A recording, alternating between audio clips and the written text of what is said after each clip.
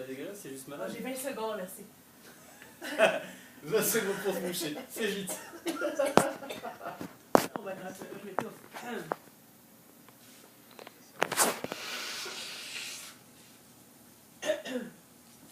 5 secondes. Allez.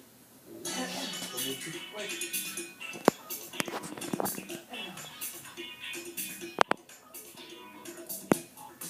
Oh, je suis très heureuse d'avoir Benjamin Vacher avec nous ce soir.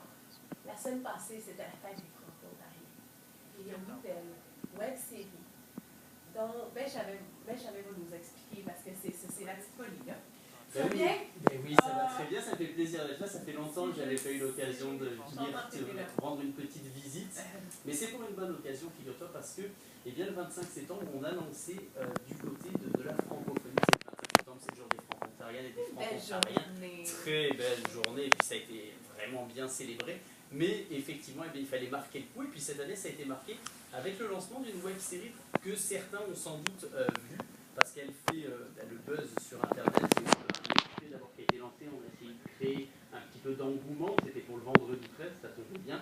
Et le 25 septembre, eh bien, justement, on a lancé cette web série. Je dis ça tombe bien parce que c'était le vendredi 13 et que c'est une web série qui est une parodie de films d'horreur. On parle de francophonie, mais on en parle sur le thème du film d'horreur.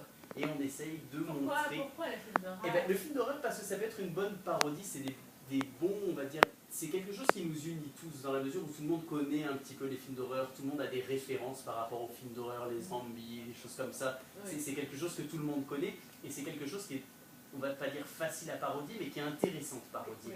Et en fait, justement, eh bien, cette web-série se propose de parodier, si tu veux, des films d'horreur, mais de les parodier sur le terme de la francophonie. En fait, on va parler de francophonie en 5 épisodes. Le premier est sorti donc le 25 septembre, comme on le disait, et chaque mercredi, tu vas en avoir un nouveau qui sort. Il en sort un justement, eh bien, mercredi demain matin, donc, que tu pourras regarder sur Internet, et qui va te présenter, alors c'est 5 épisodes en 5 axes. On parle de différents, on va dire, différents sujets qui concernent la francophonie. Alors, par exemple, eh bien, le premier, on parlait de notre langue, notre culture. Donc on parlait justement de l'importance, si tu veux, de garder sa langue, de préserver la vitalité, de la maintenir, d'en assurer l'épanouissement. Et ça a été détourné, si tu veux, avec une espèce de, comment dire, vision d'horreur apocalyptique de cet personnage que tu suis pendant les... Très artistique. Et en fait, ces 5 épisodes, tu suis Jeanne Darèche, c'est une préposée qui travaille pour le commissaire au service en français de l'Ontario, qui est très à cheval sur la langue française, sur comment bien parler, pas faire de fautes d'orthographe, et qui est, on va dire, oui, beaucoup trop peut-être, mais en tout cas très regardante sur comment les gens parlent et comment on écrit aussi notamment. Et ensuite, en fait, c'est sa vision apocalyptique de qu'est-ce qui pourrait se passer si justement on ne fait pas l'effort de bien parler, de transmettre la langue, de préserver la culture francophone.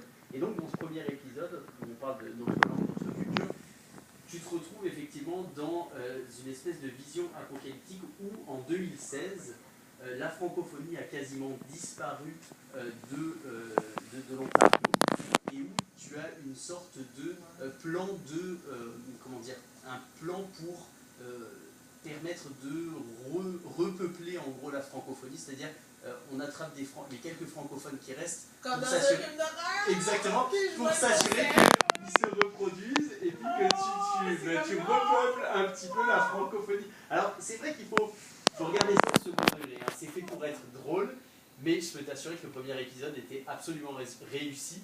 Le second s'en vient vraiment pas mal, parce que là on parle de notre présence, alors on va bien évidemment faire référence à des lieux qui sont très, on va dire, symboliques de la francophonie, et je te parle par exemple de l'hôpital.